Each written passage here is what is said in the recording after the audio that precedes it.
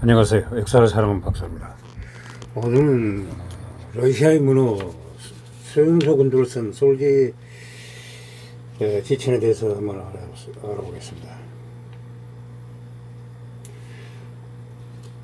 솔지 지천은 1918년 러시아 연몽 강국 스타브로 지방 유복자로 태어났습니다. 그의 어머니 가문은 제정시절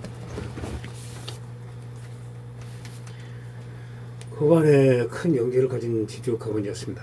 아버지가 사망한 이후 어머니와 언노가 그를 서울대 니천을 끌렸다고 합니다.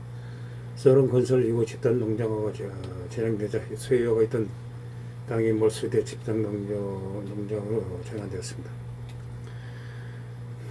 가정의 경제 사정은 크게 나빠졌습니다. 어린 시절 동안 아버지가 제국군 장교였다는 사실과 어머니가 지지였다는 사실을 승계하였습니다. 그의 어머니는 솔제니치를 정교 신앙에 충실한 보수적 교육을 받게 하였습니다. 이후 5살에 로스토프로 이주하였습니다. 어머니의 건강과 가정의 열악한 경제 사정으로 인해 모스크바 유학을 포기하고 1930년 로스토프 대학교 물리사학과에 입학해 1940년 6월 졸업하였습니다. 통신당에서 문학 관련 과정을 이수하였고 대학 졸업 직후 독일과 소련 전쟁이 일어났습니다. 소련 육군에 재원 입대하였습니다.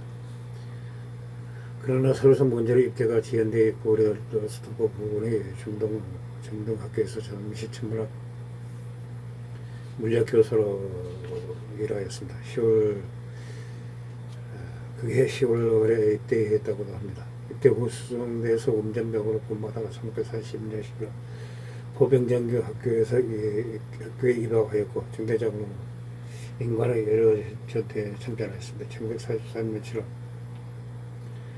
적성군종을 받았습니다. 그가 이점 쓴 미완성 소설 혁명을 사랑하나에는 전쟁 당시 태양을 그려내고 있습니다. 동시에 소련 정부의 도덕적 정당성에 대한 의문을 제기하고 있습니다. 실제로 통프레시안 전쟁 이후 자행된 대규모 관광과 사령의 물결에 대해 풍사하고 전쟁의 독일인에 대한 복수 전쟁의 그런 현실을 우회적으로 비판하는 프레시안의 파괴라는 시를 썼습니다. 그러나 그가 친구에게 보낸 편지 중 이후 시프 스탈린의 판단력을 의심하는 내용과 절함한 표현이 있었습니다. 그리고 소련 정부를 전복하고 신한 정부를 세워야 한다고 주장하였습니다. 1945년 2월 스메르시에 의해 동프레시안에서 세포대 10만을 위한 루방카로 보내졌습니다. 이곳에서 승리의 날을 맞았습니다. 시를 8년형을 선고받고 카자흐스탄의 에카바스트르즈 더블로드 인근에 있는 소도시 글라크로 보내졌습니다. 글라크에서 일반체에서처럼 지냈던 중 수학을 잘한다는 것이 알게 돼 영군 전용 수용소에서 지낼 수 있게 되었습니다. 이런 수용소를 사라시카라고 부릅니다. 당시 서로의 과학기술 분야에서 활약했던 크롤로프, 볼레프 등이 바로 이런 곳에서 쉬었습니다. 사라시카의 분위기는 훨씬 느슨한 편이었습니다. 일반체에서 들처럼 중노동에 도모되지 않았습니다. 가끔 면허가 활용되었으며 모종의 이유로 수용소 당국과 마찰을 빚으면서 글라코로 복귀합니다. 이때 개항을 받다 놓은 소설이 제1원에서입니다.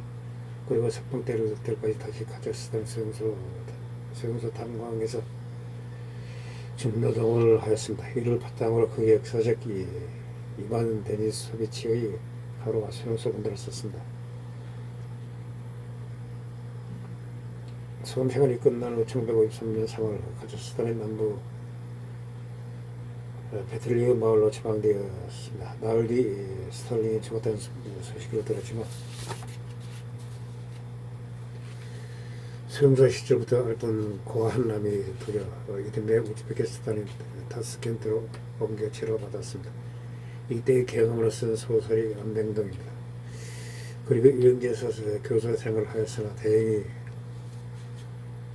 니키타 호르스초프의 반스탈린주의로 1956년에 사면되었습니다. 원력 수학 교수로 활동하였으며 1960년 노비 미르제이 알렉산더 스바로덥스키를 만나 이번 데니스 소비치기 하루의 차원을 작성했습니다.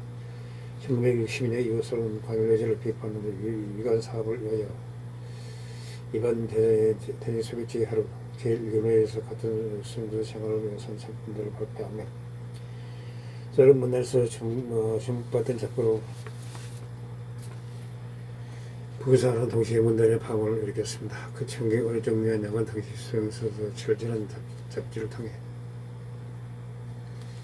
서울제 이철의 작품을 재반 제소들이 국가가 무슨 이유로 이런 작품이 나오도록 방조했냐고 할 정도였습니다. 호르초프의 실각과 함께 소련 작가 동문에서는 그 작품에 대한 논쟁이 벌어지기 시작했습니다. 반소 작가라는 비난을 할 정도였습니다. 심지어 글라크에서 노동을 통한 개화를 주장하는 의형 작품과 그가 사실 재수가 아니었다는 흑색 선전까지 나올 정도였습니다. 결국 반동을 지켜 1969년 11월 소련 작가 동맹에서 쫓겨났습니다. 1968년 9월 그의 안병동과 연옥 일본지가 3미터 형태로 유통되었고 이번 데니스 소비치의 하루로 1970년 노벨 문학상을 수상하였습니다. 소련 정부와 소련 작가 동맹은 이를 자시하지 않았습니다. 그의 노벨 문학상을 인정하지 않았고 노벨상 포기와 공개상 지방 중 하나를 선택하도록 하였습니다. 서울대 니스란 노벨상 포기는 생각할 수 없었습니다. 소련 주재 스웨덴 대사관에서 수상하는 안을 제시했지만 소련 당국은 당연히 거부하였습니다. 하지만 솔레진처럼 한번 스웨덴으로 출국하며 다시는 소련에 돌아가지 못할 것을 우려하여 시상식에 참석해 사과하지 않았습니다. 그의 걱정대로 이때 소련 공산당 정치국은 솔제니치를 제거하기 위해 회의를 소집하였습니다. 이 안드로노프는 그를 스웨덴에 보내서 노벨상을 받게 하는 대신 소련 국적을 박탈해서 다시 돌아가지 못하게 하자는 방법을 제안하였습니다.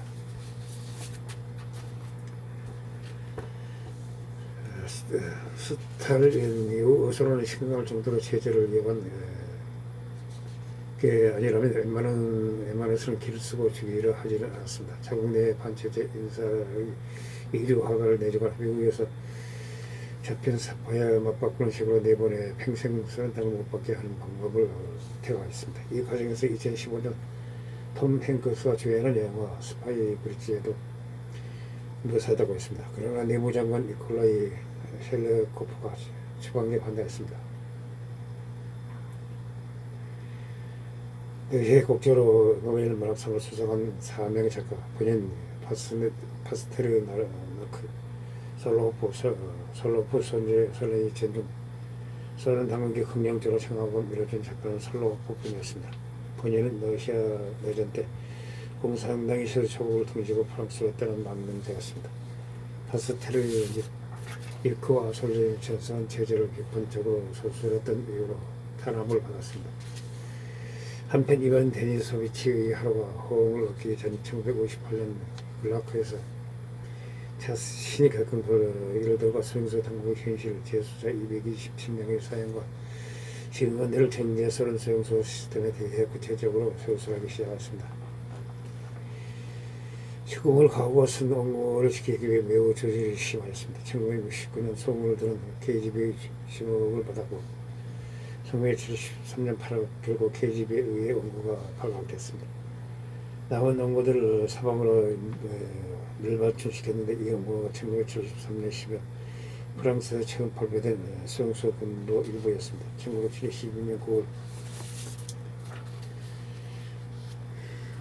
닉슨 브레이제프 정상회담 개최 직전 소련 정치국은 다시 소유주의 일체 문제를 논의하였습니다. 안드로프와 알렉세이 쿠시킨이 솔제니치 진출방을 주장하였습니다. 결국 정치국 계획에 아무런 제지에도 하지 않았습니다. 하지만 그는 소련 지도부에서 마르크스 레닌주를 버리고 러시아 정교의 신앙을 통해 나라를 다스리라는 서한을 보냈습니다. 여기서도 알 수 있듯이 솔제니치는 러시아의 전통을 중시하는 러시아식 보수주의자였습니다. 솔제니치는 그렇게 생전 전쟁이라고 수용소 군독이 존재하는 기억이 1974년 서방에서 알려졌습니다. 벌과 뒤집힌에서는 정치국은 일단 1974년 2월 그를 일단 퇴역시켰습니다. 어떻게 처리할지 문제를 보여줬습니다. 안드로포는 다시 그를 시범하자고 하였습니다. 브레즈네프는 끝까지 이를 거절했습니다. 정치국은 폭발했고 안드로포와 그가 그를 시범하자고 제안한 것에 대해서 소련 지도부는 너무 물러터진 소치라고 반발하였습니다. 이 권리가 포도로고르니 모쪼동은 공개 총살도 불사한다. 언제부터 소련이 이렇게 물러터진 거냐고 솔제니치는 재판하고 요구하였습니다. 그 시기엔 솔제니치를 저리 돌리로 시베리아 공사를 보내서 썩게 한다고 하였습니다. 서방 기자 놈들은 지금 시베리아까지 가서 취재하지는 않을 것이라고 하였습니다. 안드로포 부부는 솔제니치를 더 이상 내버려 두었다가 국제관계가 아니라 국내가 끝장날 판이라고 브레즈네프에 경고하였습니다. 재빨리 빌리 브란트로부터 그를 받아주겠다는 약속을 받아냈습니다. 마침내 브레즈네프는 그의 지방에 동해 서독으로 추방하였습니다. 그런 선에서 쫓겨난 서독을 거쳐 스위스 츄리에 체류하다가 1970년 10월 미국의 범원대에서 은거 생활을 시작했습니다. 1974년 이후 무국적이었던 그런 1990년 소련 국적을 회복하였습니다. 냉전이 끝나고 소련이 붕괴된 이후 1994년에 귀국하였습니다. 미국 체류직은 미국의 천민 참원주의를 강하게 비판하는 일로 반공단체로부터 미국을 받았습니다. 이후 그는 노동한 청년 수용소 군도를 사업으로 출발하였습니다.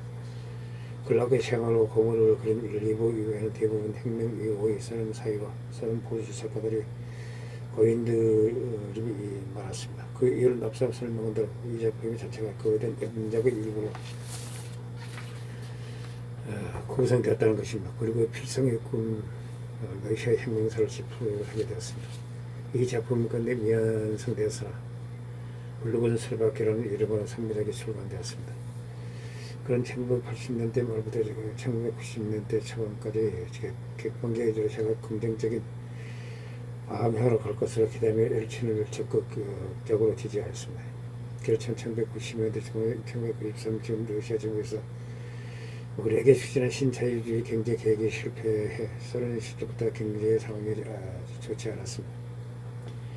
결국 이에 대항해 이런 시위를 모두 무의를 취하는 모습을 보면서 엘친에게 실망하며 반엘친파로 돌아섰습니다. 기후한테는 러시아 채널을 1TV 토크쇼를 진행하고 아구멘티 팩트라는 신문에 글을 기고하면서 엘친을 비판했습니다.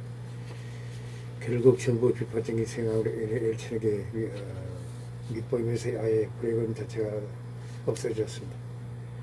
1998년 엘친을 수행하는 러시아 최고 훈장의 사도성 안드레이 훈장의 수원도 거부하였습니다. 수원을 검은 사유로 바뀔 때 대놓고 나라를 파멸로 돌아간 지도자가 주는 훈장을 받을 수 없다 라고 하였습니다. 그러다가 푸틴이 집권한 후 러시아의 물질주의 시대 비판과 전통적인 애국주의에 대한 해결을 주장했으며 푸틴은 강력하게 지지하였습니다. 그의 러시아 민족주의적인 생각을 엘친 이후 민족주의 생각을 강화하던 푸틴의 입맛에 맞았습니다. 실제로 솔제니치는 푸틴을 지원을 많이 받았습니다. 장례 식도 국장으로 치러졌다고 합니다. 2008년 그가 사망하자 러시아의 언론은 러시아를 대표하는 양심력 한 명이었으면 러시아를 향한 긴 발걸음이 이제 멈추게 됐다라고 슬퍼했다고 합니다. 2008년 모스크바의 대공산주의자 거리가 그 이름을 딴 알렉산드로 솔제니친 거리로 바뀌었습니다. 소공산주의자 거리는 2005년 스타일이 슬라프 거리로 바뀌었습니다. 그는 친소적 러시아 민족주의자들에게 대체로 자국의 얻은 점을 상황에 폭로한 작가라고 면받고 러시아의 작가들에게는 사람의 부정적인 희생자 수를 터무니없이 가져가 훗날 다른 권위주의 독재 정권을 지지한 선자라고 비난을 받았습니다. 그의 정치적 노선과 행보를 따라 적어도 그의 작품 속에서 묘사되는 소련 시절의 글락과의 이로 대표되는 제수들의 현실에 가는 묘사에 대해서 러시아에서도 인정하는 권위자였습니다. 무엇보다도 솔리 진포인이 비록 사망의 망명했을지라도 본인 자신의 신념에 따라서 글락과에서 생활하고 목회한 기록을 남겼을 만큼적으로서 결코 수준이 떨어지지는 않았다고 할 수 있습니다. 성소 군나라 붉은 수레바퀴 등의 작품은 논빅선 쪽에 가깝습니다. 문학적 묘사가 빈장한 것은 사실입니다. 이만 도니스비치 하루만 보더라도 솔제니친이 문학적 작가라고 불릴 수 있을 정도의 실력을 갖추고 있다는 건 아무래도 부정할 수 없을 것입니다.